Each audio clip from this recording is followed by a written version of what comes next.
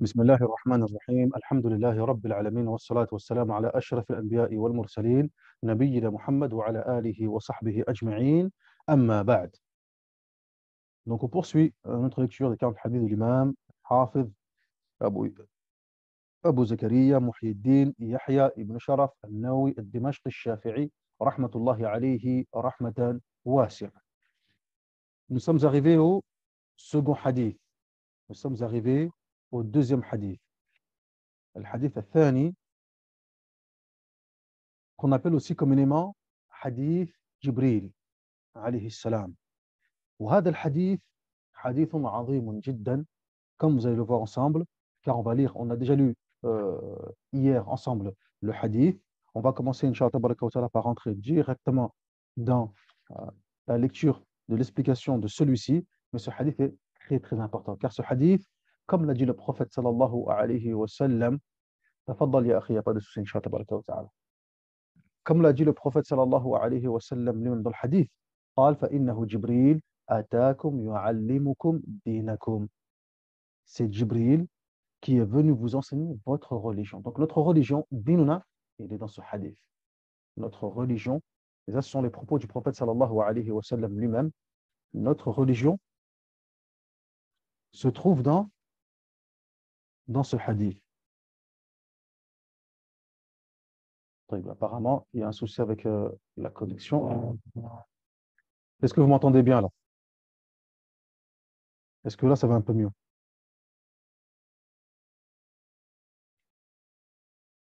Donnez-moi quelques secondes. On va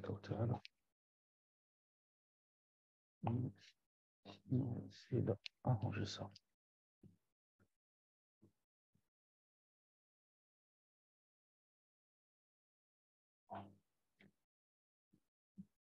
Aïwa. Quand même. Là, c'est bon? Est-ce que ça va mieux? Alhamdulillah. Oui. Dans ce hadith, comme vous allez le voir, en toute honnêteté, si on voulait respecter ce hadith comme il se doit et l'expliquer à la hauteur de ce hadith et des notions importantes de celui-ci et des leçons bénéfiques, il nous faudrait des jours et des jours et des jours. Subhanallah. Car dans ce hadith, Subhanallah, comme je vous l'ai dit, il est rempli de leçons, ne serait-ce que par la cause de ce hadith. Car ici, l'imam al-Nawawi n'a mentionné uniquement que le hadith. Mais le hadith, il a une cause. Celui qui a rapporté le hadith, c'est Abdullah ibn Omar, d'après son père, Omar ibn Khattab. Mais lorsqu'il a rapporté ce hadith, il y avait une cause de celui-ci. Et même de cette cause-là, il y a des leçons bénéfiques à retenir. Et dans ce hadith même, Jibril alayhi salam, il y a aussi également des leçons bénéfiques à apprendre, ne serait-ce que dans la bienséance, lorsque la personne va apprendre la religion, adab talab al-ilm, etc., dans la façon de faire, et la akhrihi. Mais ici, les mashayikh, ils ont commenté et expliqué le hadith de façon résumée afin que nous ayons, jazakumullahu khairan, déjà, on va dire, les points les plus importants à retenir de ce hadith. Est-ce qu'il y en a un qui veut se lancer pour la lecture du commentaire? Barakallahu fiikum.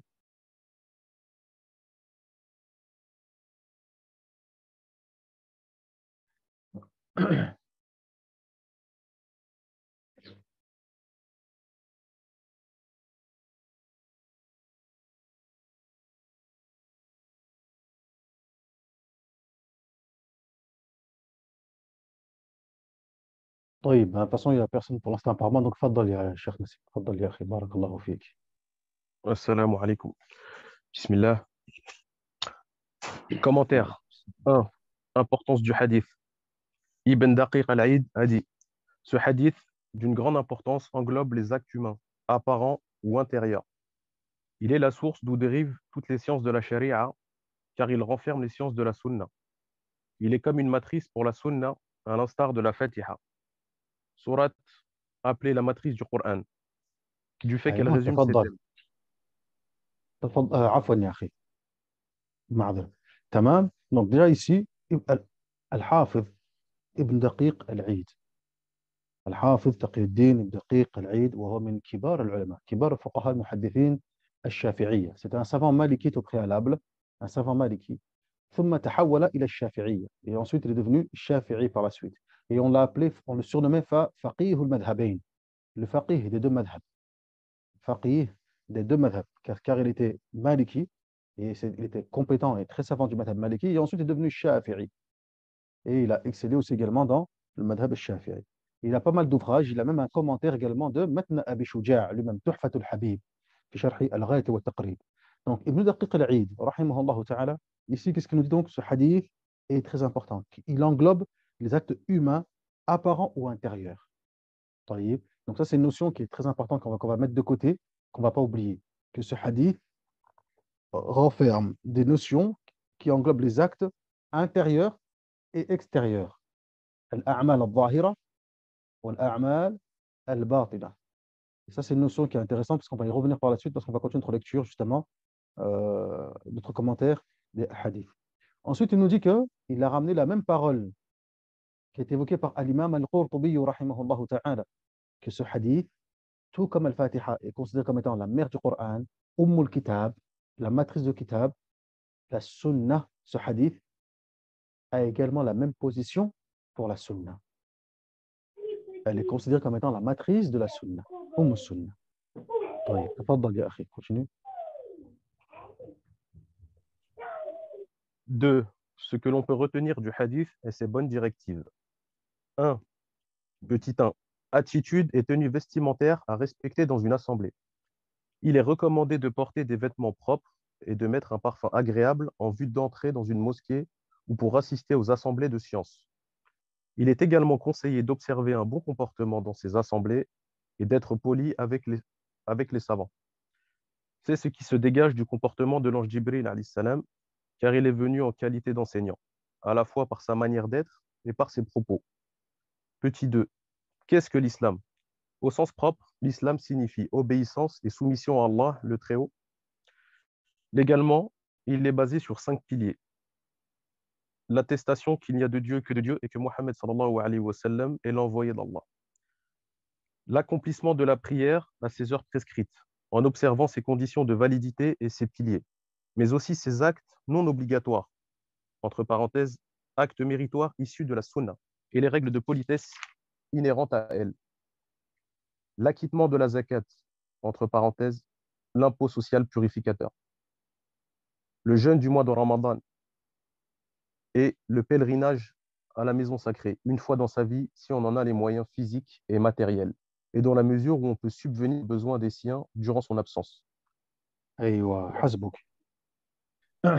Donc, ici, les mashayikh, qu'est-ce qu'ils nous disent? Cheikh Mustafa Dib al-Bougha ainsi que Cheikh Mouhiddin, Mistou rahmatullahi alayhim jami'an, ils nous disent, première chose déjà, l'attitude et la tenue vestimentaire à respecter dans une assemblée, ce qu'on appelle adab, adab, talab al-ilm, ou adab al-majalis, les bienséances à observer dans une assise de science ou bien dans une quelconque assemblée.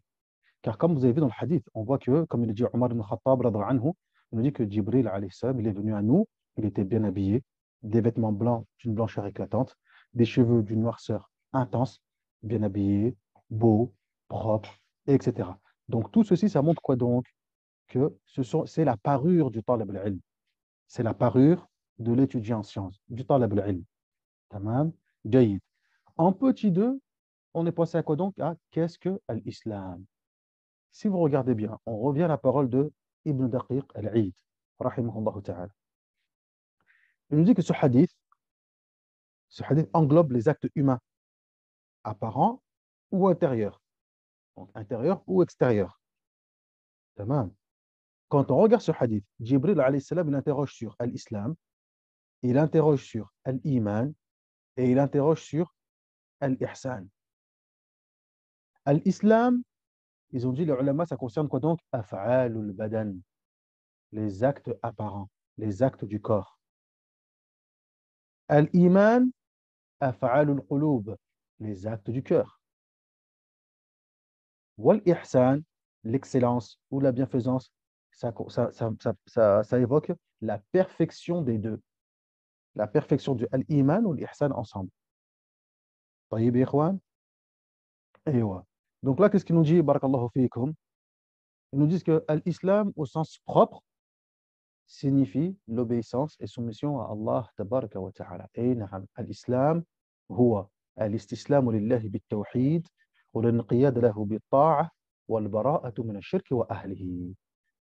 Donc l'islam, littéralement dans le sens linguistique, c'est la soumission, mais du point de vue shari, c'est quoi donc? C'est le fait d'être soumis à Allah par le biais du tawhid, lui être assujetti en lui obéissant et se désavouer du polythéisme et de ses adeptes, de l'association plutôt et de ses adeptes. Ça, c'est al-Islam. Al-Islam, c'est la religion avec laquelle est venu l'ensemble des prophètes et des messagers. Inna ad-dina inda Allahi al-Islam. Certes, la religion agréée auprès d'Allah, c'est l'islam. وَمَنْ يَبْتَغِي غَيْرَ الْإِسْلَامَ دِينًا فَلَا يُقْبَلَ مِنْهُ وَهُوَ فِي الْآخِرَةِ مِنَ الْخَاسِرِينَ. Quiconque cherche une autre religion que l'islam, cela ne sera pas accepté de lui et il sera dans l'au-delà parmi les perdants. Tamam. Il sera dans l'au-delà parmi les perdants. Donc l'islam, c'était la religion de tous les anbiya et war-rusul, de tous les prophètes et messagers. Quand on dit cela, qu'est-ce que ça veut dire? Est-ce que ça veut dire que tous les prophètes et messagers, ils sont venus avec exactement la même religion que le prophète Mohammed sallallahu alayhi wa sallam? Dans le point de vue dogmatique, oui. Dans le point de vue dogmatique, du dogme, de la aqidah, dans le fait qu'il faut vouer un culte exclusif à Allah, tabaraka wa ta'ala, oui. Dans ce sens-là, oui. Ils sont tous venus avec ce dogme-là, avec ce credo-là. Tamam. Aywa. Ya qawmi abudullah ma lakum min ilahin ghayruh. Oh mon peuple, adorez Allah, vous n'avez aucune autre divinité si ce n'est lui. Donc dans ce point de vue-là, na'am. Maintenant, concernant les ramifications et le droit, dans les ramifications et le droit, non. Bien évidemment, les religions, elles sont différentes. Il y a des règles présentes dans le judaïsme, qui ne sont pas présentes dans le christianisme, qui ne sont pas présentes dans l'islam. Ça, oui. Ça, c'est différent. C'est pour ça que les ulama, ils parlent de ce qu'on appelle de deux islams. Un islam général, qui est la religion de l'ensemble des prophètes et messagers. Et là, on parle plutôt du point du dogme et du credo, de la croyance. Et un islam particulier, spécifique, c'est cette religion avec laquelle est venu le prophète Mohammed sallallahu alayhi wa sallam. Tamam. Alors, ça, de toute façon, on le verra plus en détail si on est amené à faire, à faire de la aqidah, du tawhid, etc. Mais, mais voilà, nous, on est plus se baser dans le hadith, dans le fiqh. Mais voilà, c'est pour donner une petite explication générale par rapport à cela. Ensuite, il a évoqué les 5 piliers de l'islam, donc l'islam avec ses 5 piliers. Ça, on le verra dans d'autres hadiths qui vont venir par la suite, hadith Abdullah ibn Omar, donc on reviendra là-dessus, Inch'Allah, tabaraka wa ta'ala. Tafaddal, continue, akhi. 3. Qu'est-ce que la foi?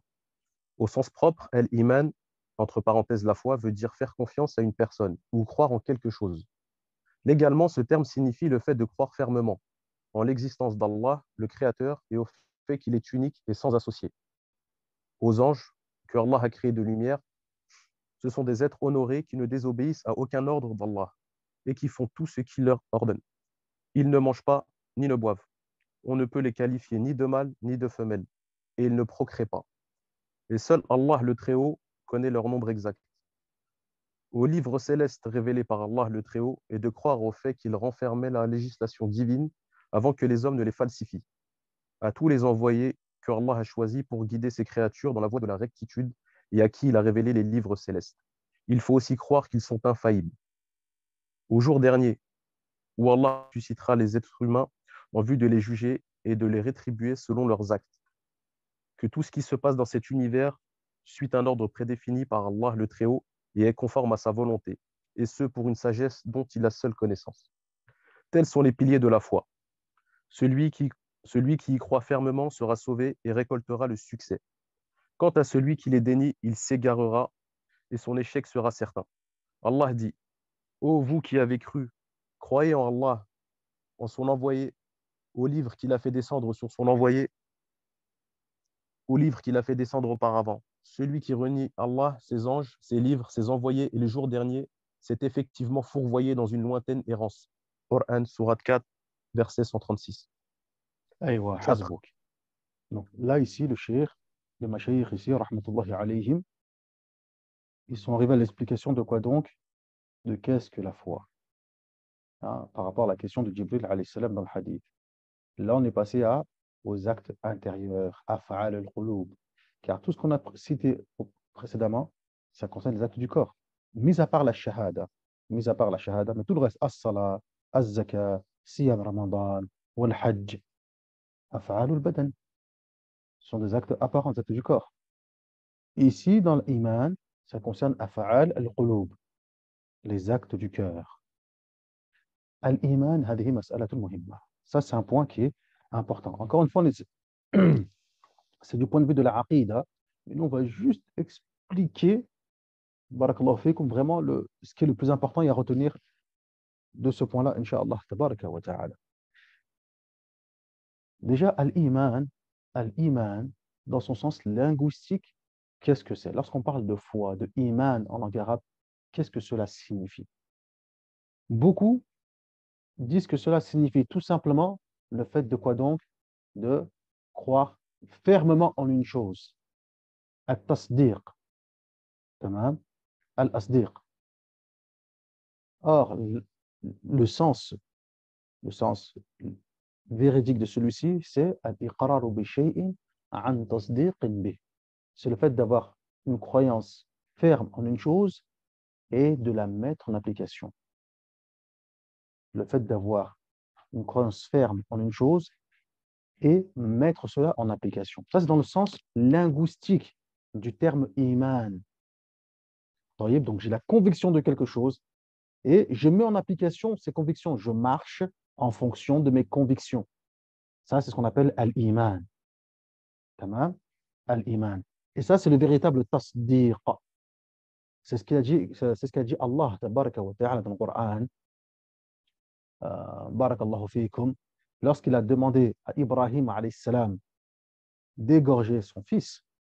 Donc, il avait la foi, il savait pertinemment que ceci venait d'Allah Azza wa Jal, mais c'est une fois que Ibrahim alayhi salam, il s'apprêtait à égorger son fils, que là, dans le Coran, qui nous dit Wanadayna, Ya Ibrahim, qad saddaqta ar-ru'ya. Et là, on l'a appelé, on l'a interpellé, et on lui a dit, oh Ibrahim, certes, tu as cru, tu as eu foi en la vision. Qad saddaqta ar-ru'ya. Ce qu'on appelle la tasdiq. Donc là, Ibrahim alayhi salam, il a vraiment eu foi en cette vision parce que quoi donc? Il a eu la ferme conviction que celle-ci vient d'Allah Azza wa Jal et il l'a mise en application. طيب. Mais dans la sharia, lorsqu'on parle de al-iman, hein, qu'est-ce que ça signifie? De quoi parle-t-on? Les ulama de la aqidah, les savants du dogme, lorsqu'ils parlent de al-iman, ils disent que al-iman signifie 5 choses. Al-qawlu bil-lisan, c'est une parole avec la langue. Al-i'tiqadu bil-janan, une croyance avec le cœur. Tamam. Wal-amalu bil-jawarihi wal-arkan, et mettre en application avec les membres du corps. Et ça, cette parole-là, cette parole, le premier à l'avoir mentionné, en tout cas parmi les premiers à avoir mentionné cela, de cette façon-là, Al-Imam al-Shafi'i, rahimahullah ta'ala, lui-même dans le Kitab dans son livre Al-Umm. Car les anciens, lorsqu'ils parlent de Iman, notamment Al-Bukhari ou d'autres encore, ils disaient uniquement Al-Iman qawlun wa amal, acte et parole. Al-Imam al-Shafi'i, rahimahullah ta'ala, dans comme l'a rapporté l'imam al-Lalaka'i, il disait l'imam al-Shafi'i, Al-Iman ajma'a as-sahaba والتابعين والذين من بعدهم ومن تبعهم أن الإيمان نية قول ونية وعمل. Il dit que les sahaba sont tous unanimes, ainsi que ceux qui sont venus après, pour dire que la foi est une intention, une parole et des actes, et que l'un ne peut se dissocier des autres. Les trois, ils vont ensemble, les trois vont ensemble. Ça, c'est al-iman عند أهل السنة والجماعة. طيب, ça c'est la foi chez les gens de la sunna et du consensus et du groupe. هذه الإيمان. هذا هو الإيمان. الإيمان يزيد بالطاعة. Cette foi, elle augmente avec l'obéissance. وينقص بالمعصية. Et elle diminue avec la désobéissance. تمام. أيوة. Comme l'a rapporté l'imam al-Lalaka'i dans son livre Sharh Usul i'tiqad Ahl Sunnati wal Jama'a, Il rapporte une parole des paroles de l'imam al-Awza'i, des paroles de Sufyan ibn Uyayna et d'autres parmi les anciens aïmma, tamam, qui disaient que la foi, elle augmente et elle diminue. Et elle diminue حتى لا يبقى منه شيء. Et elle diminue jusqu'à ce qu'il ne reste plus rien de celle-ci. هذا هو الإيمان. Ça, c'est l'iman. Et il y a ce sujet des preuves, etc. Mais bon, là, on n'est pas dans la aqida. Nous, on essaie juste d'avoir, barakallahu fikum, juste des petites notions pour pouvoir comprendre ce que nous lisons. Ensuite, le mashayikh, quand il parle de l'iman, il nous explique que l'iman, c'est le fait de croire fermement en Allah, en ses anges, etc. Ce qui est devenu communément ce qu'on a appelé usul al-iman al-sitta, les 6 piliers de la foi. Les 6 piliers de la foi. Donc, comme nous avons les 5 piliers de l'islam pour les actes du corps, nous avons aussi ce qu'on appelle les 6 piliers de la foi. Tamam. Aywa. Est-ce que vous m'entendez toujours ou ça a coupé?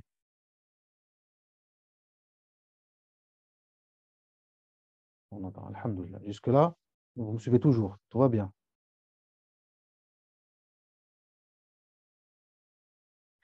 Tamam. Donc, c'est ce qui est devenu par la suite ce qu'on appelle al-usul al-iman as-sitta, les 6 piliers de la foi. Tous, autant que nous sommes aujourd'hui, bon, nous, on lit du fiqh, on étudie le fiqh, etc. Mais nous avons tous entendu ce qu'on appelle al-aqida, al-i'tiqad, la croyance, le dogme, les livres de aqida, les livres de tawhid, etc. Et on s'est tous posé la question, mais concrètement, qu'est-ce que l'aqida? Concrètement, qu'est-ce que le tawhid, etc. Voyez. Alors, en réalité, lorsqu'on parle du dogme, justement, lorsqu'on parle du dogme, qu'est-ce que c'est? Eh bien, lorsque vous voyez des ouvrages de dogme, ce n'est tout simplement que l'explication détaillée de ces fameux 6 piliers de la foi, ni plus ni moins, tout simplement. Lorsque je vais ouvrir un ouvrage de Aqidah, eh bien, l'auteur va s'efforcer, va essayer quand même de m'expliquer de façon détaillée et compréhensible les fameux 6 piliers de la foi. Moi, en tant que musulman, que doit être ma croyance et mon mu'taqad vis-à-vis de ces 6 piliers de la foi. C'est ça la aqida. هذه هي عقيدتنا. Et lorsqu'on parle de tawhid, donc l'unicité d'Allah, tabaraka wa ta'ala, le fait d'unifier, de singulariser Allah, tabaraka wa ta'ala, dans ce qui lui revient de droit, à savoir sa seigneurie, son adoration et ses noms et attributs, tamam. Ce tawhid, c'est tout simplement l'explication détaillée du premier pilier de la foi, à savoir al-iman billah, croire en Allah Azza wa Jal. Donc, croire en Allah, ça consiste en quoi? Eh ben, c'est ce qui est développé dans les ouvrages qu'on appelle Tawhid, qui traitent du Tawhid, etc. Comme l'a fait par exemple le grand savant Shafi'i, Taqiyuddin al-Maqrizi al-Shafi'i, rahimahullah ta'ala, dans son livre Tajrid al-Tawhid al-Mufid. Tajrid al-Tawhid al-Mufid, مثلا. Où justement, c'est une risala, un épître écrit uniquement sur ce point, sur le Tawhid. Tamam.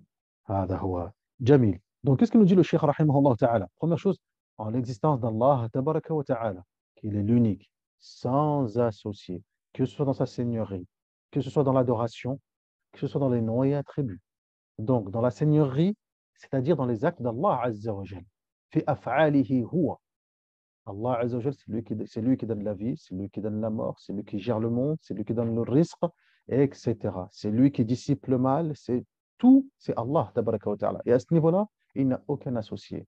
Maintenant, dans nos actes à nous, en tant que serviteurs, en tant que ibad, moi, si je fais un quelconque culte, un quelconque rite, je le fais pour Allah tabaraka wa ta'ala et pour personne d'autre. Et dans les noms et attributs aussi également, il n'a pas d'associé et d'homonyme, subhanahu wa ta'ala. Deuxième chose, croire aux anges. Aux anges. Qu'Allah Azza wa Jalla a créé de lumière, qui sont des êtres honorés, qui ne désobéissent à aucun ordre d'Allah tabaraka wa ta'ala et qui font tout ce qu'il leur ordonne, subhanahu wa ta'ala. J'y crois de façon générale, mais j'y crois aussi de façon détaillée. C'est-à-dire ceux que Allah Azza wa Jalla a nommés, ce soit dans le Coran al-Karim, ou bien à travers la langue de son prophète sallallahu alayhi wa sallam, je me dois d'y croire, comme Jibril en l'occurrence. Donc je crois aux anges de façon générale, mais je crois aussi à ceux qui ont été nommés par leur nom. Jibril, Mikaïl, Israfil, etc. Tamam, ikhwan, Jamil. Je dis exactement la même chose pour les kutub, pour les livres. Je crois aux livres de façon générale, tamam, mais je crois aussi également, barakallahu fikum, à ceux qui ont été, jazakumullahu khairan, euh, mentionnés par leur nom directement comme At-Tawrah, ou l'Injil, ou Zabour, ou Suhuf Ibrahim, les feuilles d'Ibrahim, de Moussa, tamam, alayhim salam, donc les psaumes de David, la Torah de Moussa alayhi salam, l'évangile de Isa alayhi salam, طيب وهكذا. ممتاز. Croire à tous les envoyés. Même chose, les prophètes et messagers. Même chose. Ceux dont nous connaissons les noms et ceux dont nous ignorons leurs noms. La même chose. Au jour dernier, al-yawm al-akhir, il y aura un jour dernier. Yawm al-ba'th, le jour de la résurrection. طيب, yawm al-qiyamah, le jour où tout le monde se tiendra debout. Tamam.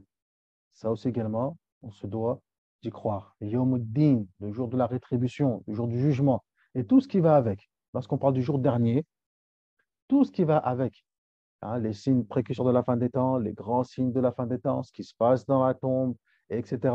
Ensuite, le jugement, ce qui se passe après le jugement, tout ceci va avec ce point, croire au jour dernier. Tamam. Aïe, aïe, aïe, wa. Et enfin, croire que tout ce qui se passe dans cet univers suit un ordre prédéfini, al-qadar, conformément à la volonté d'Allah, tabaraka wa ta'ala, au destin, qu'il soit bon ou mauvais. Ça, ce sont les 6 piliers de la foi. طيب, celui qui renie ne serait-ce qu'un seul pilier de la foi, ne serait-ce qu'un seul pilier de la foi, il n'est pas considéré comme étant un musulman. طيب, il est sorti de l'islam. هذا مهم جدا, ça c'est très important. Celui qui croit en tous les piliers de la foi, il est convaincu seulement il a un souci avec un élément, barakallahu fikum, un élément qui est impliqué par les piliers de la foi. Par exemple, il dit, je crois aux anges, il n'y a pas de problème. Seulement Jibril, j'ai un doute. C'est exactement la même chose. Al-Iman, usul al-Iman muhimma jiddan. Les piliers de la foi sont très importants. Le musulman se doit d'y croire tous, du premier jusqu'au dernier, sans avoir aucun doute sur ce dernier. Tamam ya ikhwan? Hada huwa. Ça, c'est pour ce qui concerne euh, usul al-Iman. On aura l'occasion de revenir sur le destin par la suite, Inch'Allah, tabaraka wa ta'ala, lorsqu'on verra le hadith d'Abdullah al-Mas'ud, bi'idhnillahi azza wa jal. Tamam. Mais voilà, tous ces points-là, donc là, ici, comme on a dit, on est dans le fiqh, donc on ne peut pas se permettre de rentrer en détail et de développer, etc. ila akhirihi. Nous, on prend juste ce qui nous est nécessaire pour pouvoir comprendre le hadith. Mais tous ces points, usul al-iman, ils sont développés dans les livres qui traitent de al-aqida, de la croyance. Tamam, comme le livre Sharh al-Sunnah de l'imam al-Muzani, l'élève de l'imam al-Shafi'i, طيب, ou encore اعتقاد أهل الحديث de l'imam al-Hafid Abu Bakr al-Ismaili, al-Shafi'i, rahmatullah alayhi, rahmatan wasi'a, et d'autres encore parmi les kutub des ulama shafi'iyya wa ghayrihim, walhamdulillah. تفضل يا أخي. 4. L'islam et la foi. Il ressort de ce qui précède que l'islam et la foi sont deux réalités distinctes, tant linguistiquement que légalement, même s'il arrive que la législation emploie métaphoriquement l'un de ces deux termes pour désigner l'autre, car il n'est pas fait cas de la foi sans islam, et vice-versa. Il faut absolument avoir la foi dans son cœur et traduire celle-ci par des actes. أيوة ما شاء الله. هذا ما قرره يصير الشيخ, ce qu'ils disent là les mashayikh est très important. Lorsque je parle de islam et de iman, est-ce qu'il s'agit là de deux réalités bien distinctes? هل هناك فرق بينهما? Ou bien ce sont des synonymes, ou bien mutaradifan. Ce sont des synonymes, l'un désigne aussi également l'autre. طيب.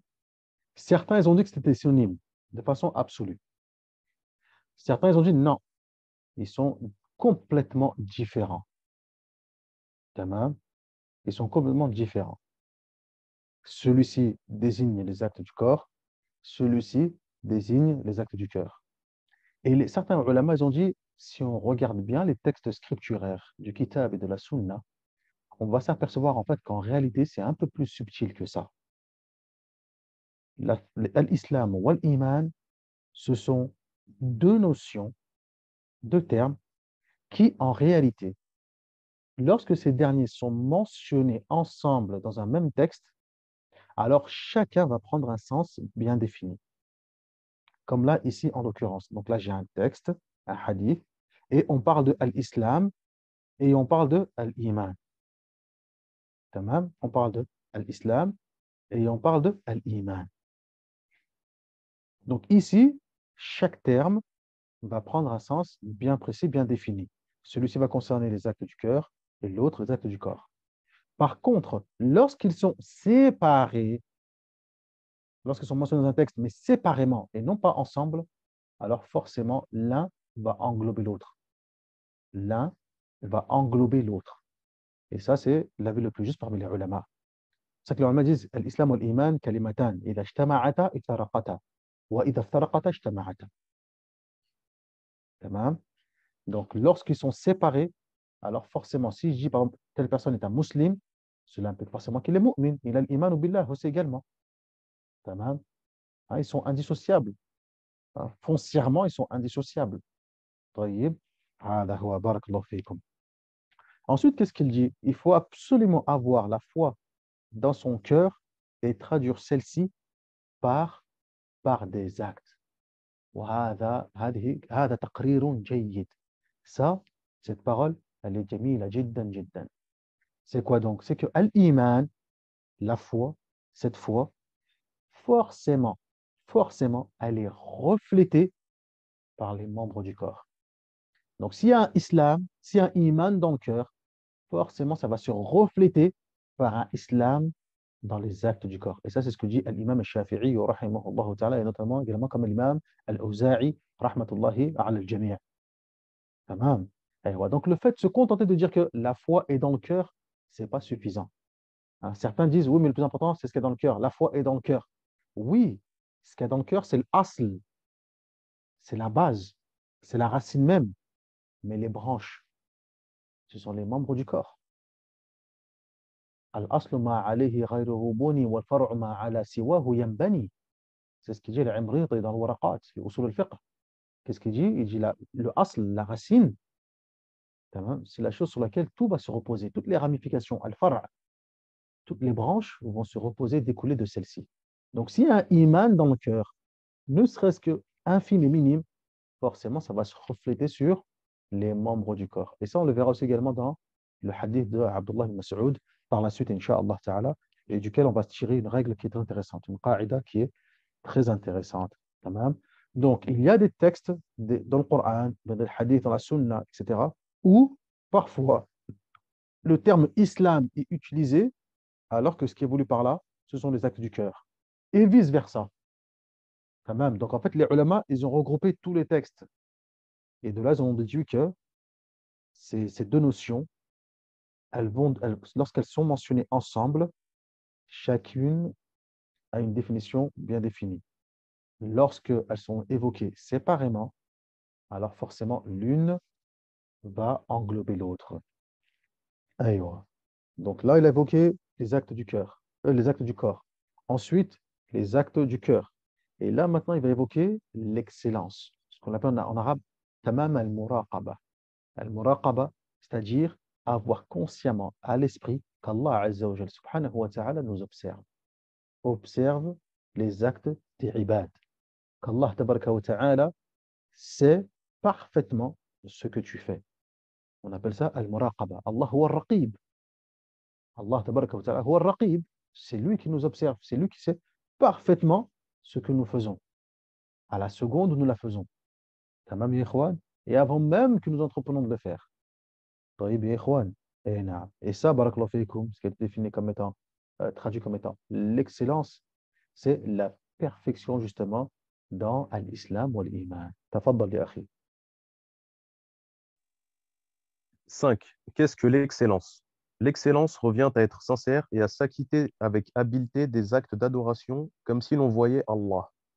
Toutefois, si l'on n'arrive pas à atteindre ce niveau, il faut se rappeler que l'on est sous le regard d'Allah à qui rien n'échappe.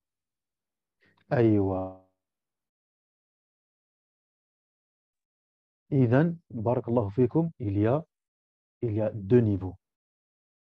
Il y a المراقبة الأعلى, le plus haut niveau. C'est le fait d'adorer Allah Azza wa Jal comme si tu le voyais. Comme si tu le voyais. Et dans le hadith, qu'est-ce que nous dit le prophète sallallahu alayhi wa sallam? Il nous dit que فَإِن لَمْ تَكُنْ تَرَاهُ, mais si tu ne le vois pas, si tu n'arrives pas à ce niveau-là, فَإِنَّهُ يَرَاكَ, lui il te voit. C'est comme si tu disais فَعْلَمْ, mais sache, أيقن, et la certitude, et disem, et la ferme conviction que lui, subhanahu wa ta'ala, par contre, يراك, il te voit. تمام يا إخوان؟ هذا هو. Et ça, c'est quoi donc? Qu'est-ce qu'il nous dit le Mashiach? C'est l'excellence revient à être sincère et à s'acquitter avec habileté des actes d'adoration, comme si on le voyait. Donc, on excelle la perfection, al-itqan, dans al-ibadat, dans les actes du corps, dans les actes du cœur, ila akhirihi. Tafaddal ya akhi. 6. L'heure et ses signes. L'heure de la résurrection relève de la seule connaissance d'Allah. Il n'en a informé aucune créature, fût-elle ange ou envoyé. D'où la réponse du prophète sallallahu alayhi wa sallam à l'ange Jibril alayhi salam. L'interrogé n'en sait pas plus que celui qui l'interroge. Cependant, le prophète sallallahu alayhi wa sallam cite certains de ces signes précurseurs. Petit a, la décadence et la dégradation des mœurs. Beaucoup d'enfants manqueront de respect à leurs parents et se comporteront à leur égard comme fait le maître avec ses esclaves. Petit b, l'anarchie. Les gens les plus vils deviendront les dirigeants de la communauté. Les responsabilités seront données à ceux qui n'en sont pas dignes. Les richesses seront abondantes, les gens vivront dans l'abondance et feront montre de prodigalité. Ils rivaliseront dans l'édification des constructions élevées et se vanteront de l'abondance entre leurs mains, des biens et du mobilier. Ceux qui autrefois étaient des bédouins, des pâtres, etc., et qui vivaient dans l'indigence, dans la misère, comptant sur la bienfaisance d'autrui, accéderont au pouvoir et se montreront hautains avec les gens. جيد, ممتاز. À la suite du hadith de Jibril alayhi salam, il a évoqué as-sa'a, l'heure dernière.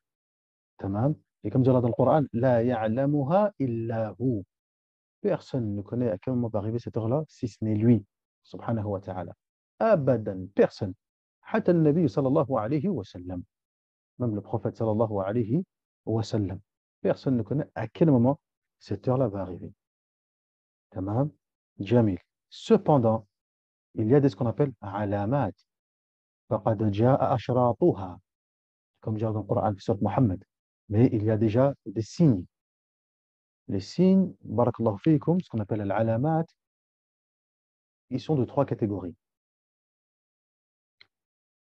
On a les signes qui sont déjà passés. On a les signes qui sont déjà passés. Donc, ils sont de trois catégories du point de vue de leur avènement. Donc, on a des signes qui sont déjà passés. On a des signes qui sont passés, mais qui sont toujours présents. Tamam. Donc, on a des signes qui sont déjà passés et que c'est terminé.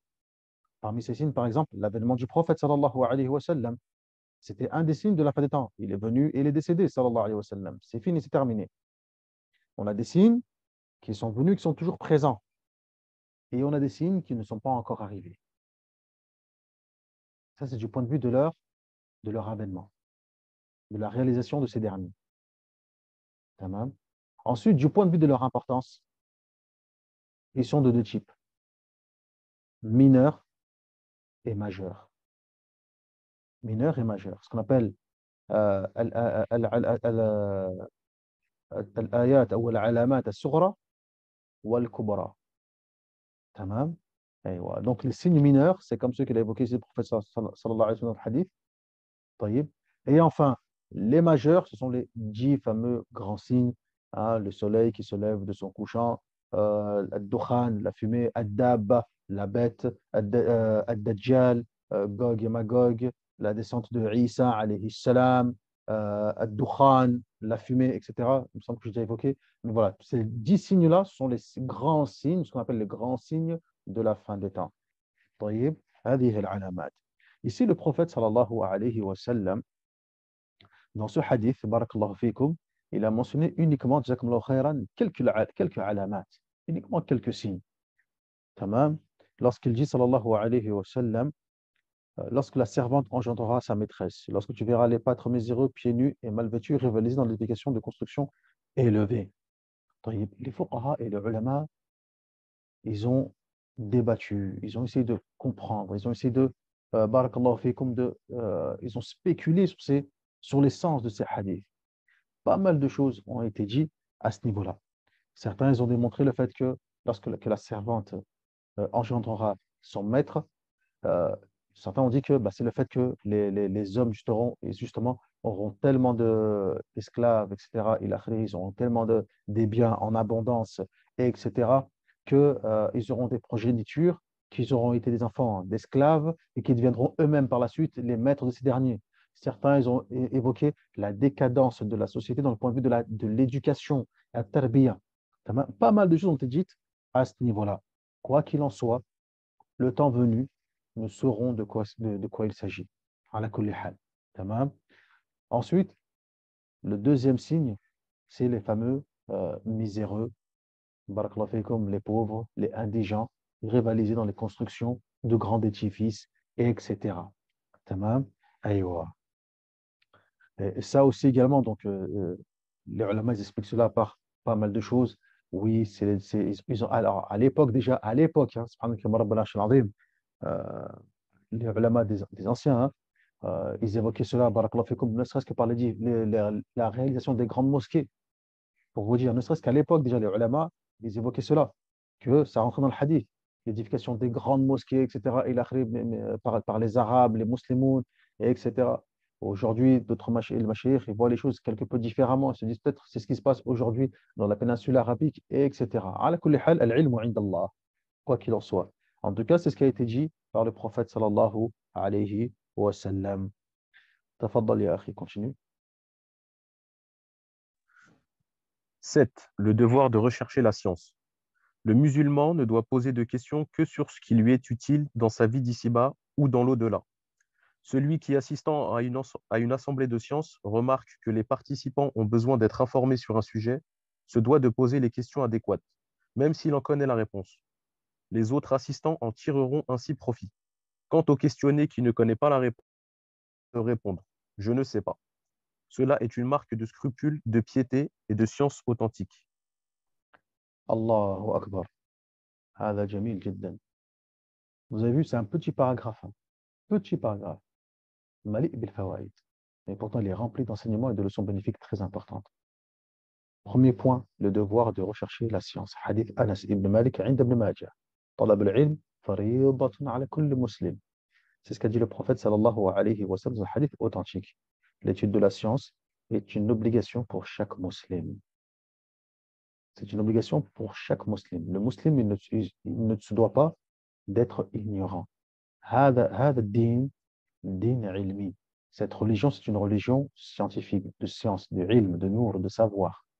Le musulman se doit de savoir ce qui lui est nécessaire dans son vie quotidienne de tous les jours. Comment croire en son Seigneur, de quelle façon il doit croire en celui-ci, comment s'acquitter de sa salat, comment il doit prier, comment il doit s'acquitter de la zakat, comment il doit, barakallahu fikum, faire sa toilette intime. On a vu dans Safinatoun Najah les choses les plus simples de la vie de tous les jours, sa toilette intime, etc. Bon, le musulman, il ne peut pas se passer de ilm. Au minimum, barakallahu fikum, au moins ce qu'il a besoin par nécessité absolue. Le reste, barakallahu fikum, c'est surérogatoire. C'est du foudoul, c'est mustahab. Tamam, aujourd'hui, je ne suis pas commerçant. Je n'ai nulle envie d'être un commerçant. Mais si je veux apprendre les sciences du commerce, al-bouyour, al-muamalat, les transactions, etc., il n'y a pas de mal. Mais est-ce que ça m'est nécessaire et obligatoire? Non. Par contre, est-ce que je dois apprendre comment faire ma toilette? Taban. Et bien sûr que oui. Tamam. Ça, c'est des choses que j'ai besoin au quotidien, matin, midi et soir. طيب يا إخوان, l'étude de la science, donc, c'est un devoir. Et on n'a pas d'excuse à ce niveau-là. On n'a pas d'excuse à être ignorant sur ce qu'on appelle, comme ils ont dit, comme il a dit Al-Hafd al-Suyuti et d'autres parmi les fuqaha, ce qu'on appelle ma'alouma min ad-din bid-darura. Ce qui doit être connu par nécessité, bid-darura. Tamam. Aïwa. طيب. Donc, le musulman ne doit pas poser des questions, ne doit poser des questions que ce qui lui est utile dans sa vie d'ici-bas ou dans l'au-delà. Subhanallah. Hada adabun rafi'. Aujourd'hui, on entend plein de questions bizarres. Plein de questions. Le chien des gens de la caverne, Ashab al-Kahf, dans Surat al-Kahf, la 18, il était de quelle race? Est-ce que Iblis, il avait une femme? Est-ce que Iblis a des descendants femelles? Est-ce que, طيب, ما الفائدة? Quel est l'intérêt dans tout cela? C'est quoi? Est-ce que la terre, elle est ronde ou bien la terre, elle est plate? Est-ce que ceci, est-ce que... Ya akhi, qu'est-ce que cela va changer dans ton quotidien, dans ta relation vis-à-vis de toi et Allah Azza wa Jal subhanahu wa ta'ala, dans ta dunya et dans ton akhirah. تمام يا إخوان؟ وهذا حديث النبي صلى الله عليه وسلم احرص على ما ينفعك. Sois attentif envers ce qui t'est profitable. حديث ابن عمر احرص على ما ينفعك. تمام؟ واستعن بالله ولا تعجز. Et demande l'aide à Allah Azza wa Jal et ne sois pas faible. ولا تعجز. تمام؟ Mais dans ce qui t'est profitable. في الدنيا والآخرة. ثم قال, celui qui est assistant à une assemblée de sciences remarque que les participants ont besoin d'être informés sur un sujet. Regardez l'adab. Pourquoi les machires, ils ont dit ça? Se doit de poser la question adéquate, même si l'on connaît la réponse. Ici, c'est une méthodologie d'enseignement. C'est une forme de pédagogie. C'est-à-dire que même si moi, je connais quelque chose, je connais une notion, une mas'ala, je sais que cette mas'ala, elle va vous être profitable à tous tant que vous êtes. Tamam. Mais au lieu de venir et de dire, oh, moi, je connais un truc, j'aimerais vous dire ceci, cela, etc. Non. Qu'est-ce que je vais faire? Et je vais poser la question au mu'allim. Même si moi, je connais la réponse. Je la connais la réponse. Hein. Mais moi, je vais poser la question au mu'allim pour que la réponse nous soit profitable à tous. وهذا من الآداب. Et ça, c'est partie du bon comportement. من الآداب. Subhanallah. Tamam. Ainsi, comme dit le cheikh, les autres assistants en tireront ainsi profit. Quant au questionné qui ne connaît pas la réponse, il se doit de répondre je ne sais pas. La adri. La adri. Les sahaba, lorsqu'on leur posait une question, ils se passaient tous la main. Ils disaient va voir un tel, va voir un tel, va voir un tel, va voir un tel. Jusqu'à ce que le questionneur revienne au premier sahabi qui l'a questionné. Alors, c'était connu, c'était marouf. Hein, les anciens, les salaf, ils disaient comme Qatada et autres, ils disaient celui qui répond à toutes les questions qu'on lui pose est un majnoun, c'est un fou. Celui qui répond à toutes les questions qu'on lui pose, c'est un fou, majnoun. Subhanallah. Tamam. Donc il n'y a pas de mal, il n'y a pas de mal, il n'y a aucune honte à dire que je ne sais pas. Allahu ta'ala a'lam. Ila akhrihi. Tamam. Aywa. Jamil. Par contre, ne surtout pas parler dans la religion d'Allah Azza wa Jal sur des sujets et des points que nous ne connaissons pas. يا أيها الناس لا تتبعوا خطوات الشيطان إنما يأمركم بالسوء والفحشاء وأن تقولوا على الله ما لا تعلمون والكلام في دين الله هو الكلام في الله. Ô vous les hommes, ne suivez pas les pas de Shaitan. Certes, il vous ordonne le mal et la turpitude et il vous incite à dire sur Allah ce que vous ne savez pas. Et les ulama, ils ont dit quoi donc? Ils ont dit parler sur la religion d'Allah revient à parler sur Allah. Parler sur la religion d'Allah revient à parler sur Allah. Et justement, barakallahu fiikum, le shirk qui était présent à l'époque de Quraysh, toutes les innovations, toutes ces choses, le munkara, al qabiha, etc., ils sont venus en raison de quoi donc? Sur le fait que les personnes, ils ont osé parler sur la religion d'Allah bi ghayri ilm. Ils ont osé parler sur la religion d'Allah sans science. Donc, quand on ne connaît pas, on se tait. Comme tu as dans le Coran, la taqfu bima laysa laka bihi ilm. Ne parle pas, n'aborde pas ce que tu n'as aucune connaissance. Verset آية قرآنية لا تقف بما ليس لك به علم. طيب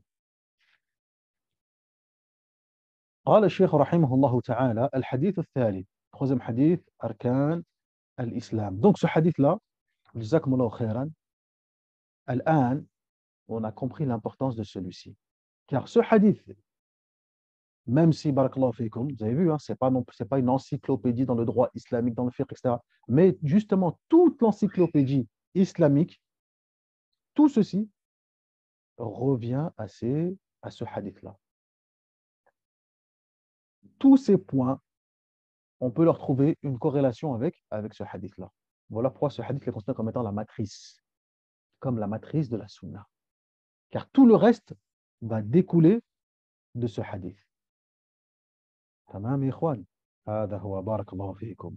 الحديث الثاني ينجي الأوتار رحمه الله تعالى عن أبي عبد الرحمن عبد الله بن عمر بن الخطاب رضي الله عنهما قال سمعت رسول الله صلى الله عليه وسلم يقول بني الإسلام على 5 شهادة أن لا إله إلا الله وأن محمدا رسول الله وإقام الصلاة وإيتاء الزكاة وحج البيت وصوم رمضان رواه البخاري ومسلم. D'après Abdullah ibn Omar ibn Khattab, a dit, j'ai entendu l'envoyé d'Allah sallallahu alayhi wa sallam dire, les fondements de l'islam sont au nombre de 5.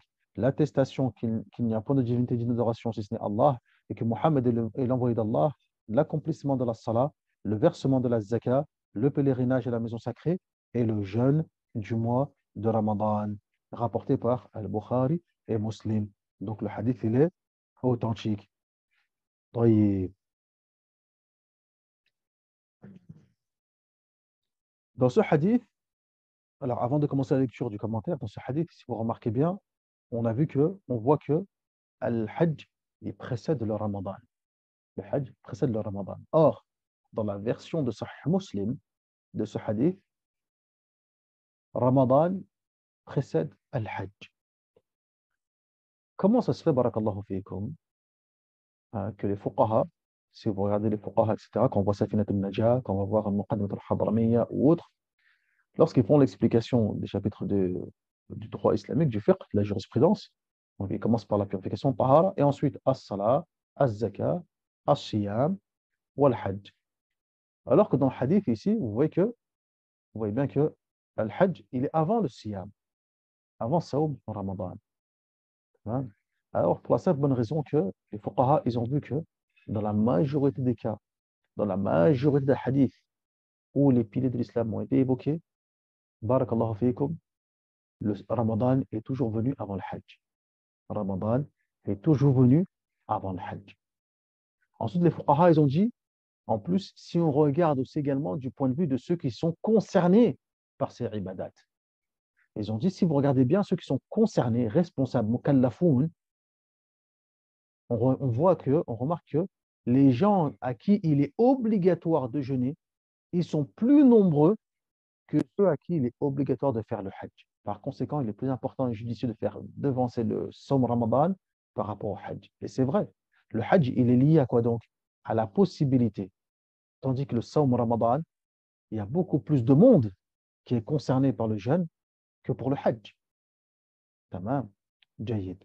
Et ensuite, ils ont dit quoi donc les fuqaha? Ils ont dit, et en plus, si on regarde du point de vue de la chronologie des faits, quel mois vient avant les mois du Hajj? Le mois de Ramadan. C'est-à-dire que même dans la chronologie des faits, au niveau de la chronologie, le mois de Ramadan, il vient avant les mois concernant le pèlerinage, le Hajj, etc. طيب. Voilà pourquoi les fuqaha font prévaloir le jeûne du Ramadan avant le Hajj. طيب. تفضل أخي pour la lecture du commentaire من فضلك. Commentaire 1. Importance du hadith. D'une très grande importance, ce hadith constitue l'un des textes fondamentaux de l'islam et renferme beaucoup de règles juridiques. Il définit l'islam, ses fondements, ainsi que ses piliers déterminés par ailleurs dans le Coran. 2. Ce que l'on peut retenir du hadith et ses bonnes directives. 1. Les bases de l'islam. Dans ce hadith, le messager d'Allah sallallahu alayhi wa sallam compare l'islam qui fait sortir l'homme de l'impiété, lui faisant mériter l'accès au paradis et l'éloignant de l'enfer, à un édifice qui repose sur ses fondements solides. Il montre que ces fondements qui le soutiennent sont, petit a, l'attestation qu'il n'y a de Dieu que de Dieu et que Mohammed sallallahu alayhi wa sallam est l'envoyé de Dieu. Autrement dit, l'affirmation de l'existence de Dieu le Très-Haut et la foi en la prophétie de Mohammed sallallahu alayhi wa sallam et en sa mission. Ce pilier est le fondement qui soutient le reste des piliers.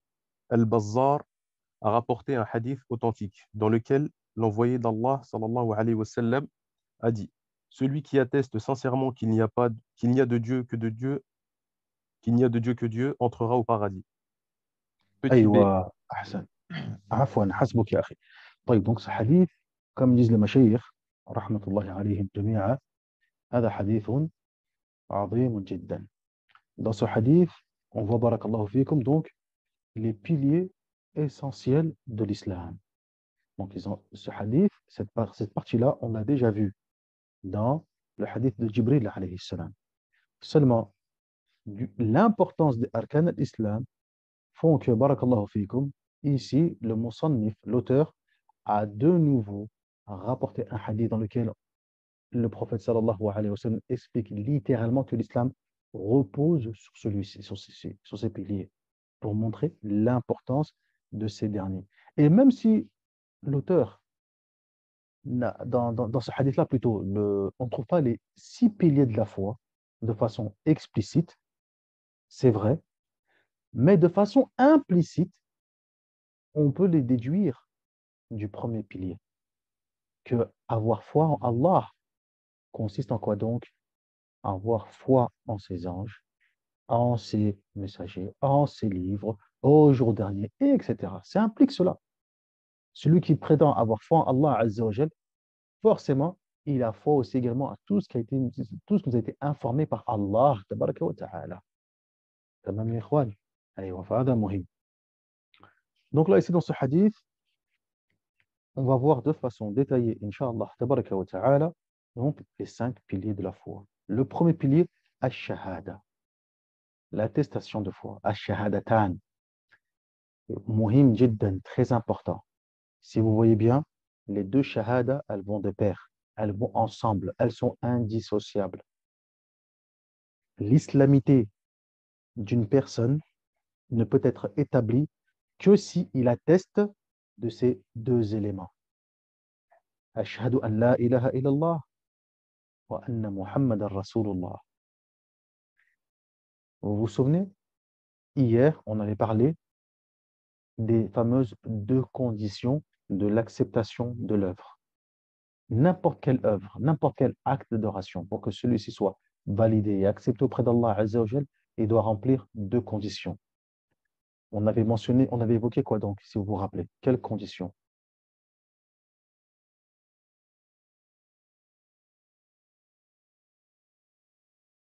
On avait dit qu'il fallait 2 conditions uniquement. Est-ce que vous vous souvenez? Exactement. Première condition, ashhadu an la ilaha illallah. Deuxième condition, ashhadu anna Muhammadan Rasulullah. Al-ikhlas wal mutaba'a. Exactement. Ahsantum. Hada huwa. Première condition, vouer pour Allah Azza wa Jal. Ashhadu an la ilaha illallah. Deuxième condition, doit être conforme à la sunna. Ashhadu anna Muhammadan Rasulullah. Hada huwa. Dans le verset du Coran, ya ikhwan, dans le verset du Coran, Surat al-Mulk, liyabluwakum ayyukum ahsanu amala, tamam, afin de vous éprouver et de voir lequel parmi vous a accompli la plus belle œuvre, les meilleures œuvres. Les ulama, ils ont dit, Allah dans le Coran, il n'a pas dit aktharu amala, il n'a pas dit le plus d'œuvres, mais il a évoqué les meilleures œuvres. Ahsanu amala. Donc déjà, ça c'est une faïda qui nous montre que le plus important, ce n'est pas de multiplier les œuvres, mais c'est de les parfaire. Deuxièmement, comment cette œuvre elle peut être hasan, comment elle peut être considérée comme étant bonne? On a posé la question à Al-Fudayl ibn Iyad, rahimahullah ta'ala, wa huwa min kibar al-tabi'in. Tamam. On lui a dit, Ya Aba Ali, يقول الله تبارك وتعالى ليبلوكم أحسن عملا. ما هو أحسن العمل؟ فقال أصوبه أخلصه وأصوبه. Il a répondu, c'est celle qui est la plus sincère et la plus conforme, la plus juste. On lui a demandé c'est quoi la plus sincère et c'est quoi la plus juste. Il a dit la plus sincère, celle qui est vouée à Allah tabaraka wa ta'ala.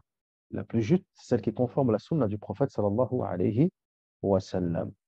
طيب يا إخوان هذا هو. Donc là, il faut impérativement et obligatoirement donc ces deux attestations de foi pour valider l'islam d'une personne. Une fois que ceci est présent, alhamdulillah, comme l'a dit rapporté Al-Bazzar, celui qui atteste sincèrement qu'il n'y a de Dieu qu'Allah tabaraka wa ta'ala entrera au paradis. تمام. من قال لا إله إلا الله خالصا من قلبه دخل الجنة. إن الله قد حرم على النار من قال لا إله إلا الله يبتغي بذلك وجه الله. Certes, Allah a interdit le feu à celui qui dit La ilaha illallah en recherchant la face d'Allah, le visage d'Allah. Mais ça, il faut que ce soit fait avec al-ikhlas, sincérité. Ou al-ikhlas, la sincérité, qu'est-ce que c'est? قال أهل العلم الإخلاص هو تصفية العمل بصالح النية عن جميع الشوائب الشرك. هذا هو الإخلاص. الإخلاص هو تصفية العمل بصالح النية عن جميع الشوائب الشرك. La sincérité, c'est le fait de purifier son acte par le biais d'une intention vertueuse et sincère de toute forme d'association. هذا هو الإخلاص. Allez, on va continuer. أخي تفضل. Petit b, l'accomplissement de la prière. Cela consiste à y persévérer et à s'en acquitter à ses heures prescrites, tout en respectant ses conditions de validité, ses piliers, ses règles de politesse et ses actes méritoires. C'est ainsi qu'elle agira sur l'âme et détournera le musulman des actes immoraux et désavouables. Allah dit, fais correctement la prière, car la prière détourne des actes immoraux et désavouables. Sourate 29, verset 45. En outre, la prière est le trait caractéristique du musulman et du croyant. L'envoyé d'Allah sallallahu alayhi wa sallam a dit, entre l'homme, d'une part, l'associanisme et l'impiété, d'autre part, s'intercale la renonciation à la prière. Il a également dit, la prière est le pilier de la religion. C'est l'acquittement de la zakat, l'impôt social purificateur. Cela consiste pour le musulman qui possède un niveau imposable à verser une somme d'argent déterminée qui ira aux pauvres et à ses bénéficiaires. Allah dit à propos des croyants, ceux qui donnent la zakat, Sourate 23, verset 4. Il dit aussi, dans les biens de qui il y a un droit bien déterminé. Sourate 70, verset 24. La zakat est un acte d'adoration qui concerne les biens du musulman. Son but est de réaliser la justice sociale, d'éradiquer la pauvreté et l'indigence, et de faire régner l'affection, la compassion et le respect entre les musulmans. Petit d. Le pèlerinage, il consiste à se rendre à la mosquée sacrée au cours des mois du pèlerinage, à savoir Shawwal, Dhul Qida et les 10 premiers jours de Dhul Hijjah, et à s'acquitter des rites accomplis par l'envoyé d'Allah, sallallahu alayhi wa sallam. C'est un acte d'adoration qui demande un effort, à la fois financier et physique, et qui permet la réalisation de nombreux profits bénéfiques à l'individu et à la société. De plus, c'est un immense rassemblement islamique et une grande occasion de rencontre entre les musulmans de tout pays. Allah dit à ce sujet, lance parmi les gens un appel pour les inviter au pèlerinage et ils viendront à toi, à pied ou sur toute monture fine, légère, venant de toutes les grandes routes les plus reculées, afin qu'ils assistent à des choses plein de profit pour eux et que dans des jours bien connus, ils prononcent le nom d'Allah en immolant sur ce que nous avons donné comme bétail. Sur ce que nous leur avons donné comme bétail. Mangez-en et donnez-en à manger aux malheureux indigents. Sourate 22, versets 27-28. D'où la rétribution très importante qui en découle. L'envoyé d'Allah sallallahu alayhi wa sallam a dit, le pèlerinage pur de tout péché n'a d'autre récompense que le paradis. Le pèlerinage a été prescrit en l'an 6 de l'Hégire par le verset suivant. Les gens sont tenus à l'égard d'Allah de faire le pèlerinage de la maison sacrée pour ceux qui en ont les moyens. Sourate 3, verset 97. Petit e. le jeûne du mois de Ramadan. Il a été prescrit en l'an 2 de l'Hégire par le biais du verset suivant.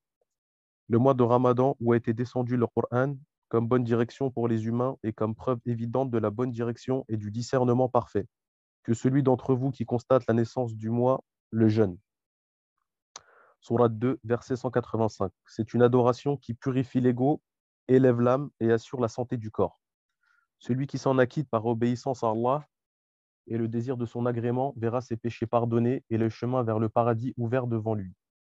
Le messager d'Allah sallallahu alayhi wa sallam a dit: quiconque jeûne le mois de Ramadan, poussé par sa foi et dans l'espoir de la récompense divine, Allah l'absout de tous ses péchés passés. ايوه جيد. حسبك بارك الله فيك. Donc ici, donc on voit, il explique les mashayikh rahmatullahi alayhim jami'an, donc de façon détaillée ces fameux piliers, hein, savoir as-salat, az-zakat, wal-hajj, was-sawm. Tamam. Donc sans rentrer dans le détail de ceci, étant donné que ça on a vu déjà pour la salat dans Safat al-Najah, on le verra dans le Muqaddimat al-Hadramiyya et on le verra à nouveau encore bi'idhnillahi azza wa jal. Par contre, ce qui est intéressant, c'est que ces ibadats-là, que ce soit as-salat, que ce soit az-zakat, que ce soit al-hajj, que ce soit le jeûne, ce sont toutes des ibadats qui sont qadima, des adorations qui sont anciennes.